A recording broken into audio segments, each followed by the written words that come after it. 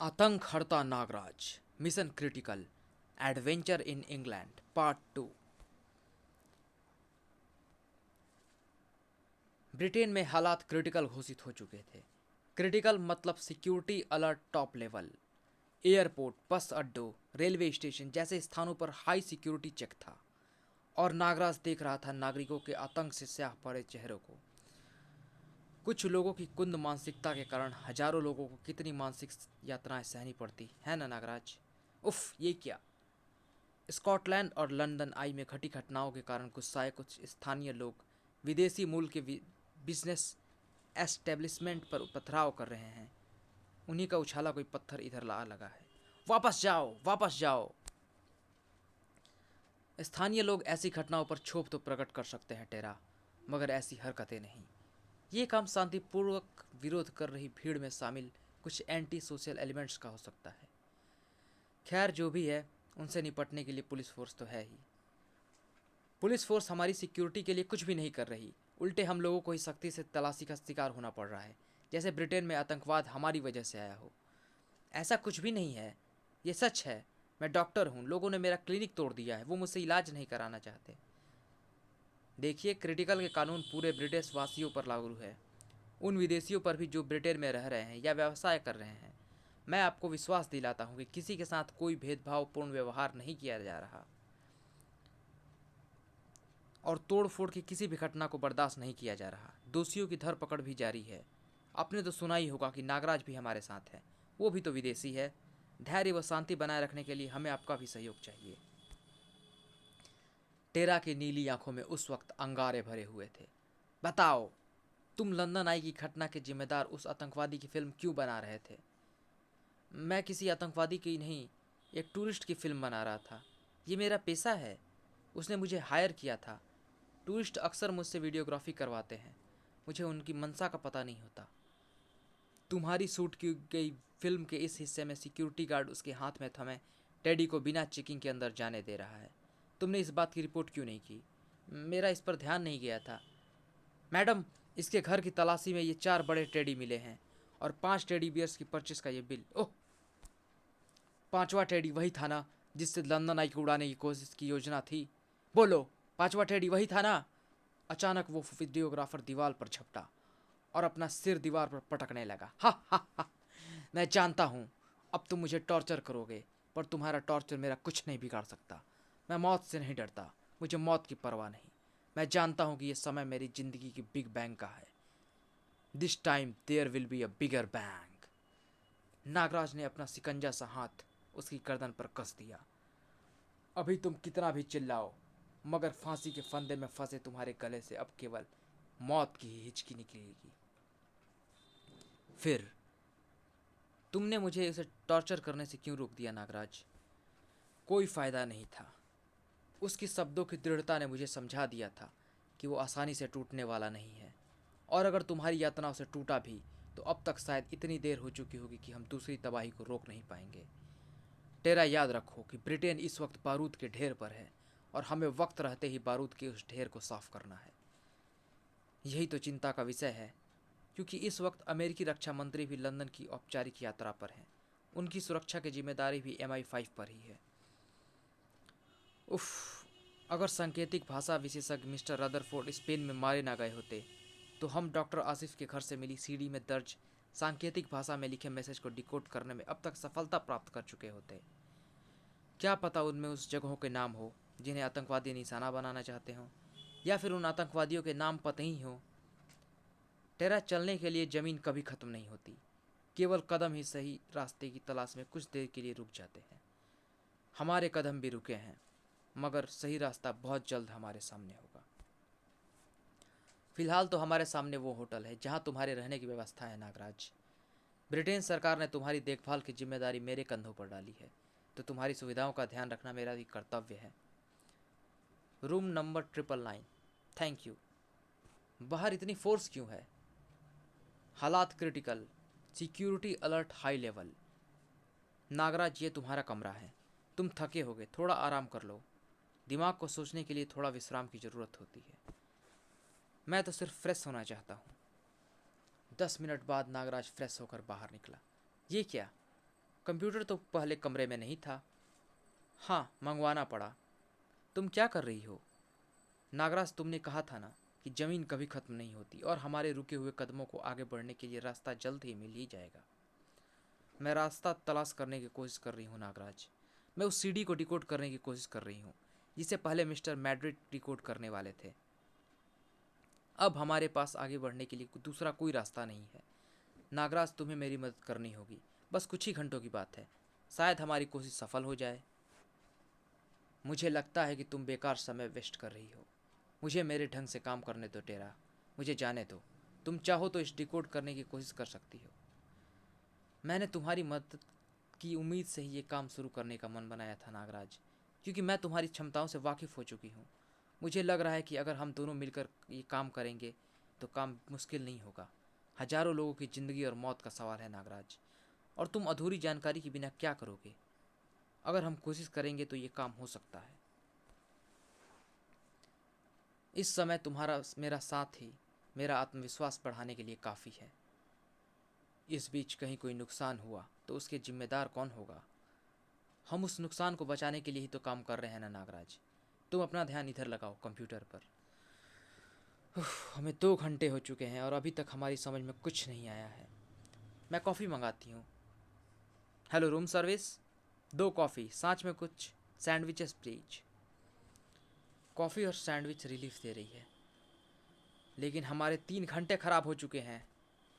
ठीक 4 घंटे बाद। उफ, मैं अब और समय खराब नहीं कर सकता। ठीक है नागराज, कार चलाने वाले हाथ बिना विशेषज्ञता के हवाई जहाज़ तो नहीं चला सकते ना। अब तुम क्या करना चाहते हो? अरे, होटल में तैनात फोर्स कहाँ गई? शायद कहीं और फोर्स की ज़रूरत पड़ हुई होगी। क्रिटिकल में अक्सर ऐसा होता है। शायद कोई मैसेज आ रहा है। नागराज, शहर की लाइफलाइन बिग बेन अचानक बंद पड़ गई है। Big Ben? बिग बेन एक क्लॉक टावर है। ये जब से स्थापित हुआ है तब से कभी एक पल को भी नहीं रुका है। नागराज, बिग बेन से लंदन की लोगों की भावनाएं जुड़ी हुई हैं। उसके बंद पड़ जाने से लोगों को अपनी धड़कनें रुकती नजर आ रही हैं। लोग आतंकवादी हमलों के खतरे और उससे होने वाले नुकसान को लेकर आशंकित हो रहे हैं। आतंकवादी ऐसे अवसर का लाभ उठाकर कोई अनहोनी कर सकते हैं नागराज, इसीलिए मुझे भी वहां पर पहुंचने को कहा गया है। और मैं 4 घंटे पहले वहां पहुंचना चाहता था। क्या मतलब? वो वीडियोग्राफर बिग बैंग बड़बड़ा रहा था। शायद चेतावनी के लहजे में वो हमें बिग बेन का क्लू ही दे रहा था। मगर मैं आश्वस्त नहीं था। लेकिन अब मुझे वहां पर भारी गड़बड़ लग रही है। शायद क्लॉक का बंद होना स्वाभाविक न हो। ओह माय गॉड, अगर ऐसा था तो तुम्हें मुझे पहले ये बताना चाहिए था। लंदन को किसी की बुरी नज़र लग गई है। लंदन के द्वार पर नींबू मिर्ची टांगो। यहाँ तो भारी भीड़ जमा हो चुकी है। सभी क्लॉक के चलने की प्रार्थनाएं कर रहे हैं। उन्हें प्रार्थनाएं करने दो टेरा। ऊपर वहाँ क्लॉक टावर पर वो दोनों कौन है? Clock mechanic? मुझे ऊपर जाना होगा। नीचे कोई हंगामा मत करना। अरे, ये तो नागराज है, लंदन आई सुपर हीरो। क्या ये घड़ी ठीक करना भी जानता है? शायद। कौन हो तुम? तुम्हारा काल नागराज, जो कि समझ चुका है कि घड़ी क्यों और कैसे बंद हुई। उसे ठीक करने के बहाने ऊपर आने के पीछे तुम्हारा क्या उद्देश्य था? जो काम उन्हें क्लॉक टावर के नीचे उतरने के तुरंत बाद करना था, अब उसे तुरंत करने की व्यवस्था थी। बिग बैंग, बिग बैंग, फोड़ दो, फोड़ दो। जान की परवाह मत करो, नागराज वैसे भी छोड़ेगा नहीं। तुम्हारा दुर्भाग्य, तुम रिमोट का इस्तेमाल नहीं कर पाए, पर मैं घूसे का इस्तेमाल जरूर करूंगा। धड़ाक। इस बम को बारूदी पेंसिल के चिंगारियों से भी फोड़ा जा सकता है नागराज, ये तब भी नहीं फटेगा।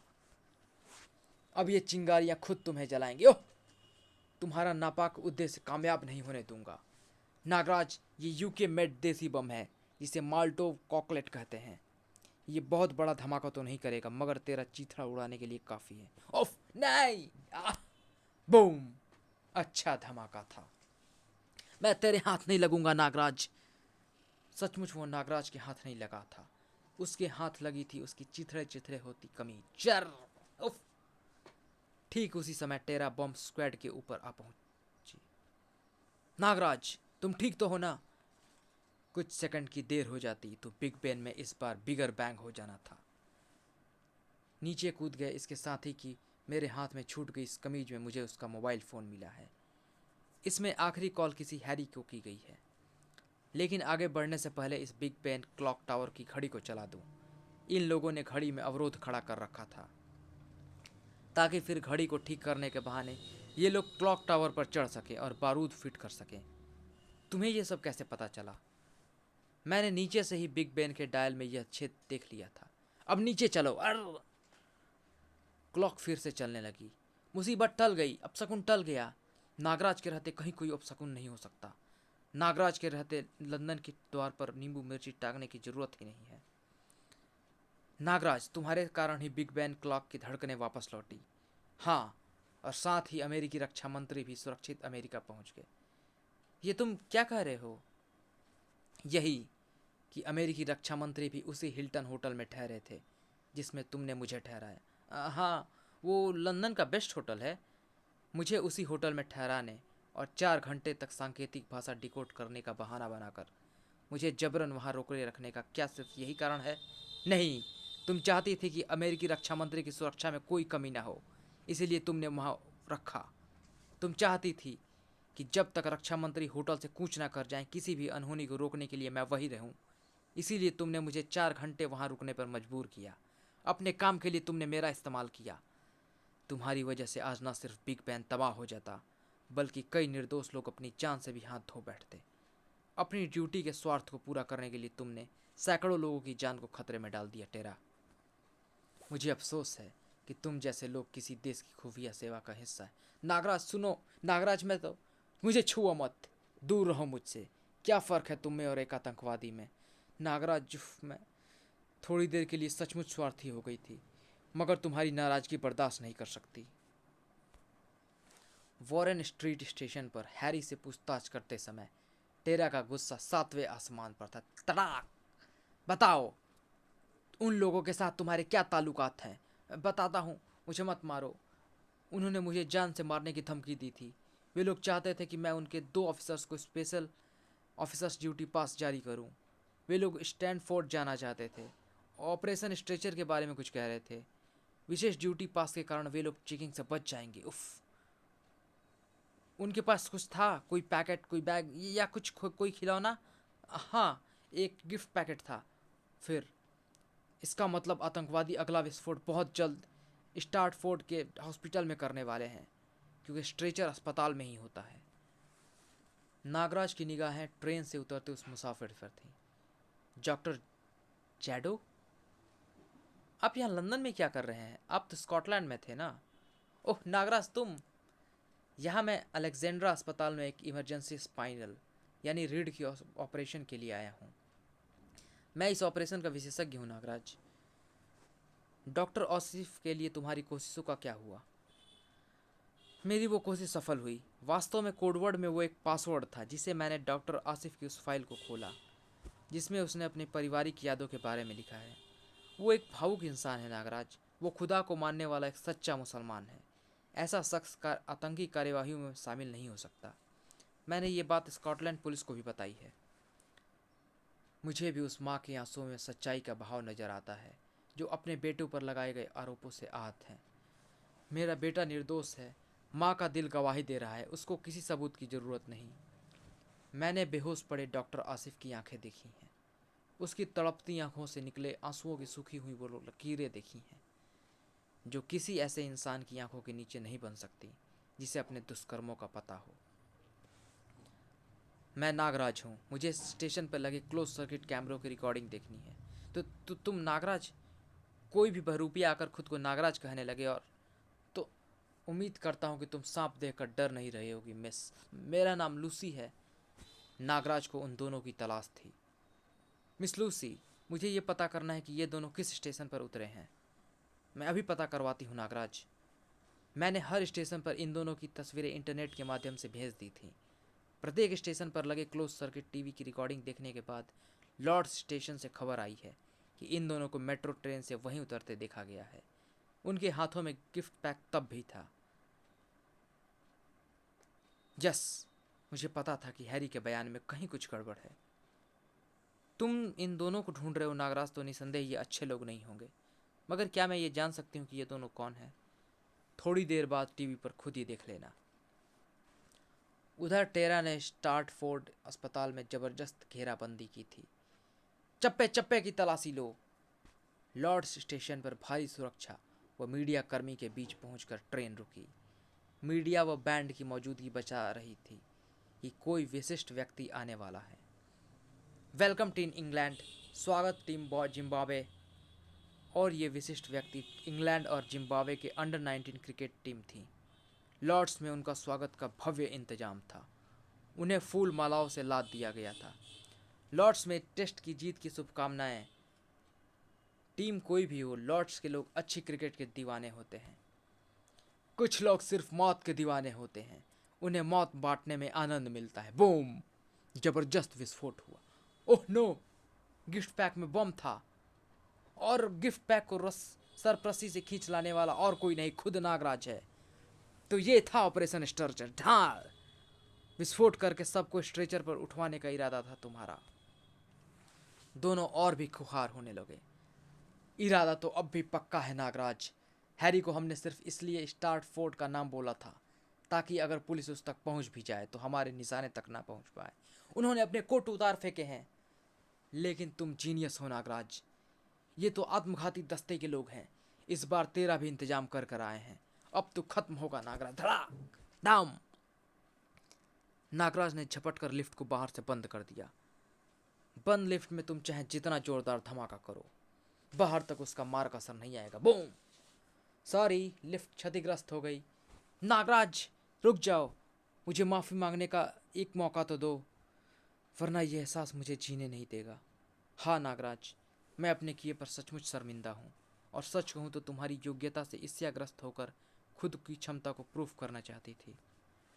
इसी बौखलाहट में तुमसे पहले बम का पता लगाकर अपराधियों को पकड़ने की हड़बड़ी दिखाई और जल्दबाजी में गलत फैसले कर गलत स्पॉट पर जा पहुंची। नागराज, अगर तुम ना होते तो लॉर्ड्स पर जो भीषण रक्तपात मचता, उसके लिए मैं अपने आप को कभी माफ़ नहीं कर पाती। इन आंसुओं को रोक लो टेरा, इंसानियत के उन दरिंदों पर अंगारों की तरह बरसाने के लिए जिन्होंने डॉक्टरी के पेशे को बदनाम करने की कोशिश की है। सीडी को डिकोड करने वाली तुम्हारी जिस हरकत की वजह से मैं तुमसे नाराज हुआ था, अब उसी को सीढ़ी बनाकर अपनी मंजिल तक पहुंचूंगा। तुमसे मुझे वो सीढ़ी चाहिए टेरा, मिलेगी? ऑफ कोर्स नागराज, बिल्कुल। टेरा की आंखें खुशी की आवेग में और छलक गई थी। कहीं पर किसी की आंखें गुस्से व उत्तेजना से फड़क उठी थी। नहीं, मुझे डॉक्टर जैडो से अपना इलाज नहीं करवाना। देखो बच्चे, डॉक्टर जैडो इस तरह के ऑपरेशन में माहिर है, और फिर ये बहुत अच्छे इंसान है। भले ही स्कॉटलैंड में जो कुछ भी हुआ उसके पीछे किसी डॉक्टर का हाथ था, मगर सभी उंगलियां बराबर तो नहीं होती ना। तुम्हें जिद छोड़नी होगी। हरगिज नहीं, मेरा दोस्त उन विस्फोटों का शिकार हुआ है, मैं ये बात नहीं भूल सकता। हेनरी ठीक कहता है, इसका इलाज ब्रिटेन का ही कोई डॉक्टर करेगा। डॉक्टर एडवर्ड, अगर हेनरी मुझसे इलाज नहीं करवाना चाहता तो मैं उसका इलाज नहीं करूँगा, क्योंकि कोई भी डॉक्टरी इलाज तो बीमारी को ठीक करने की सिर्फ एक छोटी सी कोशिश है। बीमार ठीक होता है अपने आत्मविश्वास से। जब इसका अपने डॉक्टर पर ही विश्वास नहीं है तो ये ठीक कैसे होगा? आई एम सॉरी। आह, इसका दर्द बढ़ रहा है और ये जिद नहीं छोड़ रहा। उफ, मुझे डॉक्टर जे को बुलाना होगा। डॉक्टर जे ने ऑपरेशन किया। फिर ऑपरेशन सफल हुआ। ओह, थैंक गॉड। मगर डॉक्टर एडवर्ड, आप तो कहते थे कि इस ऑपरेशन को डॉक्टर जैडो के द्वारा के अलावा कोई दूसरा डॉक्टर कर ही नहीं सकता था। मैंने बिल्कुल ठीक कहा था। तो फिर I am sorry mister Stephen, doctor जैडो ही हैं। मैं आपके बेटे की जान से नहीं खेल सकता था, और यदि आप भी ऐसा ही चाहते हैं तो आप अपने बेटे पर फिलहाल ये राज जाहिर ना कीजिएगा, मगर आप उसे एक दिन ये सच्चाई बताते हुए इंसान और शैतान में फ़र्क करना जरूर सिखाइएगा। सॉरी मिस्टर स्टीफन, मुझे मेरे प्रोफेशन में एक बीमार और मरते हुए इंसान की जान बचाना सिखाया गया है। मैंने अपना फ़र्ज पूरा किया। अब आप चाहें तो मुझे कोई भी सज़ा दे सकते हैं। माफ़ी तो मुझे मांगनी चाहिए। आज मैं समझ गया कि जीवन देने वाला जीवन नहीं ले सकता। डॉक्टर जैडो कुछ ही कदम आगे बढ़ा था कि डॉक्टर जैडो, उफ तुम! मैं जब पहली बार आपसे डॉक्टर आसिफ के बारे में पूछताछ के लिए मिला था तो मेरे मन में आपके बारे में काफ़ी शंकाएं थीं, लेकिन आज हेनरी के ऑपरेशन वाली घटना देखकर मेरा मन आपके लिए श्रद्धा से भर उठा है। चलो, कोई तो है जो मुझ पर विश्वास करता है। नागराज डॉक्टर जैडो के साथ उसके कक्ष में पहुंचा। डॉक्टर जैडो, ये सीडी यूके के पुलिस को डॉक्टर आसिफ से मिली है। इसे डिकोड करने के लिए स्पेन से कोड भाषा को पढ़ने में सिद्धहस्त क्रिप्टोग्राफर आने वाले थे, मगर यहाँ आने से पहले ही उनका कत्ल कर दिया गया ताकि वे इसे डिकोड न कर पाएँ। आपके यहाँ देखने के बाद अचानक मुझे याद आया कि जब मैं पहली बार आपसे मिला था तो उस वक्त भी आप डॉक्टर आसिफ द्वारा आपको भेजी गई सीडी के पासवर्ड को डिकोड करने की चेष्टा कर रहे थे और आपने सफलता भी प्राप्त कर ली थी। मुझे विश्वास है कि इस सीडी का पासवर्ड भी आप ढूंढ ही लेंगे। निसंदेह इसमें डॉक्टर आसिफ ने अपना पासवर्ड बदल दिया है। मैं कोशिश करता हूँ उसका पता लगाने की। हाँ, मगर जल्दी, क्योंकि अब हमारे पास आगे बढ़ने का यही एक रास्ता है। सक्सेस! Password accepted. क्या सच? ओह, बहुत अच्छे। आपने ये कैसे किया? देखो नागराज, डॉक्टर आसिफ को मैं अच्छी तरह से जानता हूँ। कोई भी इंसान अपना पासवर्ड वही रख सकता है जिसे वो आसानी से याद रख सके। डॉक्टर आसिफ अक्सर बोला करता था, अल्लाह ताला की दुआ। यह तरकीब मैंने पहले भी अपनाई थी। इस बार उसका पासवर्ड था अल्लाह ताला की सानिया। मगर सीडी में सारी जानकारी कोडवर्ड में है। मैं इसे समझने की कोशिश करता हूँ। बचपन से आज तक मैंने कई क्रॉसवर्ड्स को सॉल्व किया है और कभी फेल नहीं हुआ। क्रिप्टोग्राफी पर कई किताबें भी पढ़ी हैं। काश ये बात मुझे पहले पता होती। ठीक 2 घंटे बाद। नागराज, शायद मैं इसको समझ गया हूँ। अगर मैं सही समझ रहा हूँ तो आतंकवादी अब ब्रिटेन में आखिरी स्फोट लगाने वाले हैं और इस बार उनका निशाना है ब्लैकपूल एयरपोर्ट। आपने ये अनुमान कैसे लगाया? नागराज देखो, यहाँ देखो, इस बॉक्स में एक बिंदु को। ये आँख के निशान को इंडिकेट कर रहा है। ठहरो, मैं इसे जूम करता हूँ। नागराज, किसी भी कोड भाषा के लिए एक पैटर्न बनाया जाता है। यदि वो समझ में आ जाए तो कोड भाषा को तोड़ा जा सकता है। इस भाषा को देखो। इसमें जहाँ गिनती के लिए अंकों का प्रयोग किया गया है वहाँ दरअसल अंग्रेजी की वर्णमाला के शब्द लिखे गए हैं और जहाँ अल्फ़ाबेट लिखे हैं वहाँ अंकों का प्रयोग है। इस अनुमान से कोड भाषा का सही तोड़ इस प्रकार है। मत UBH 2128 K113 11 AM 12:15 14 4 15 14 LONDON London आई। मतलब लंदन आई तिथि 21/2/2008 सुबह 11 बजे। ओह, इसी समय तो हुआ था लंदन आई पर पहला आतंकवादी हमला। संकेतों के हिसाब से बिग बेन क्लॉक टावर और लॉर्ड्स रेलवे स्टेशन पर हमले का भी वही समय इसमें दर्ज है। और नागराज, आखिरी संकेतों में एक चित्र बना है और कुछ नंबर्स लिखे हुए हैं। P724। यह नंबर्स पब्लिक यूज़ एरोड्रम का लाइसेंस नंबर है और यह चित्र ब्लैकपूल इंटरनेशनल एयरपोर्ट का लोगो है। अगला हमला ब्लैकपूल एयरपोर्ट पे होने वाला है नागराज, और ये समय है 12:30, यानी अभी से सिर्फ 4 घंटे बाद। ओह माय गॉड, पर यह हमला किस तरह और कैसे होगा, इसके बारे में कुछ लिखा है? नागराज, बस अभी तक मैं इसी पैटर्न को समझ नहीं पाया। अगर समझ जाऊं तो विस्फोट का तरीका और हमला कहाँ होने वाला है ये भी पता चल जाएगा। उसके बाद सब कुछ आनन फानन में हुआ। टेरा, ये तुमने अच्छा किया जो ब्लैक पूल एयरपोर्ट पर ये खबर नहीं भिजवाई और अपने अधिकारियों से बात करके एक जेट का इंतजाम भी कर दिया। दरअसल पूरे ब्रिटेन में क्रिटिकल तो अनाउंस है ही, और अधिक सरगर्मी से आतंकवादी संदेह में पड़ जाते और शायद वो अपना स्पॉट भी बदल लेते। डॉक्टर जैडो, आपको इस खतरनाक मिशन में अपने साथ लाना हमारी मजबूरी थी। टेररिज्म तो पूरी मानवता के लिए खतरा है टेरा। आपकी मदद करना मेरा फ़र्ज है। मैं पूरी कोशिश कर रहा हूँ कि एयरपोर्ट पर लैंड करने से पहले मैं उस जगह और तरीके का पता लगा लूँ। नागराज, हमें ये सीडी डॉक्टर आसिफ के पास से मिली है। इसका मतलब उसकी गिरफ्तारी में लंदन पुलिस को कोई भ्रम नहीं हुआ। वो सचमुच एक टेररिस्ट ही है। उसके पास लंदन में धमाकों की डिटेल की ये सीडी थी। अभी तक ये सवाल अनुत्तरित है टेरा कि स्कॉटलैंड पुलिस को आसिफ की खबर किसने दी। क्या पता डॉक्टर आसिफ उस सीडी को पुलिस तक पहुंचाना चाहता हो और यही बात आतंकवादियों को नागवार गुजरी हो और खुद उन्होंने ही आसिफ को वहां फंसा दिया हो ताकि वो उसे वहीं पर मार सकें, जैसा कि 2 बार कोशिश भी हुई।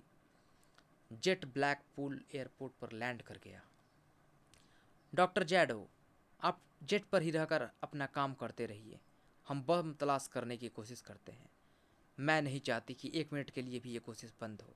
1 मिनट नागराज, इसमें कुछ मुर्दा वाहन का जिक्र लग रहा है। शायद विस्फोटक मुर्दा वाहन में लाए जा रहे हों, पर अभी कंफर्म नहीं हो। हम चेक करते हैं। एयरपोर्ट और आसपास के क्षेत्र में मुर्दा वाहन की सरगर्मी से खोज आरंभ हो गई थी। हमें चेक करना चाहिए कि कहीं किसी फ्लाइट से किसी मृत व्यक्ति का शव तो नहीं भेजा जा रहा। गुड पॉइंट नागराज, ये तो आपने बड़ी डरावनी खबर दी है। 700 यात्रियों को लेकर एक बोइंग विमान हवाई पट्टी पर उड़ने को तैयार है। अब उसे उड़ाएं या खाली कराएं? मेरे विचार में उसको फ्लाइट कैंसिल करने की ज़रूरत नहीं है, क्योंकि उसमें कड़ी जांच के बाद ही यात्रियों को जाने दिया जाएगा होगा। खतरा एयरपोर्ट के किसी दूसरे हिस्से पर ही मंडरा रहा है। टेरा जोन्स, आपके लिए स्कॉटलैंड से MI चीफ का फ़ोन है। मेरे लिए स्कॉटलैंड से? टेरा जोन्स, डॉक्टर आसिफ को होश आ गया है और उसने सनसनीखेज खबर दी है। आतंकवादी आतंकी घटनाओं में उसका इस्तेमाल करना चाहते थे, और ये काम खुद को डॉक्टर सार्कोमा कहने वाला एक शख्स कर रहा है। डॉक्टर आसिफ के हाथ उसकी प्लानिंग की सीढ़ी लग गई थी। उसके इनकार करने के बाद आतंकवादियों ने उसे ख़त्म करने की चेष्टा की। स्पेन में लोकल आतंकवादियों को हमारे क्रिप्टोग्राफर मिस्टर रदरफोर्ड की हत्या की सुपारी भी डॉक्टर सार्कोमा ने ही दी थी। ब्लैकपूल एयरपोर्ट पर होने वाले हमले की तुम्हारी सूचना एकदम सही है। विस्फोटक एक एम्बुलेंस में लाए जाएंगे और वैन को सीधा एयरपोर्ट लॉबी में घुसाकर विस्फोट करने की योजना है। लेकिन डॉक्टर जैडो तो किसी मुर्दा वाहन का जिक्र कर रहे थे। शायद उन्हें समझने में भूल होती थी। विस्फोटक एम्बुलेंस में लाए जाने वाले हैं मिस्टर मैथ्यू। Come on. मुर्दा वाहन? ओह नो नागराज, ये तो नागराज है।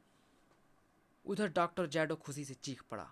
पता चल गया कि विस्फोट कहाँ और कैसे होने वाला है। गुड, पता चल गया कहाँ और कैसे होने वाला है विस्फोट। बेवकूफ था, विस्फोट यहीं हवाई पट्टी पर खड़े बोइंग में होने वाला है। विस्फोटक मेरे लैपटॉप वाले बैग में भरे पड़े हैं और मैं इसे उस जेट से टकरा देने वाला हूँ। हा हा हा, तुम डॉक्टर जैदो गद्दार। हा हा हा, डॉक्टर जैडो नहीं, डॉक्टर सार्कोमा कहो। नागराज, अगर मेरे पास सीढ़ी लेकर ना आता तो पूर्व योजना के मुताबिक ही विस्फोट होता। मैं तो सख्ते में आ गया था कि नागराज के पास वो सीढ़ी देखकर, जिसे मैंने ही तैयार किया था। मुझे लगा कि अगर मैंने सीढ़ी को डिकोड करने वाली चाल नहीं चली तो नागराज बाकी मिशनों की तरह इस मिशन को भी कहीं फेल ना कर दे। इसीलिए मैंने प्लान बदल दिया और ऐसी चाल चली कि नागराज और टेरा को मुझे अपने साथ यहाँ लाना ही पड़ा। मेरी चेकिंग भी नहीं हुई, क्योंकि मैं तो उनकी मदद कर रहा था। नागराज पर विश्वास जमाने के लिए ही हेनरी का ऑपरेशन उस तरीके से करने का मन बनाया था, वरना उस हरामखोर का ऑपरेशन मैं कभी न करता।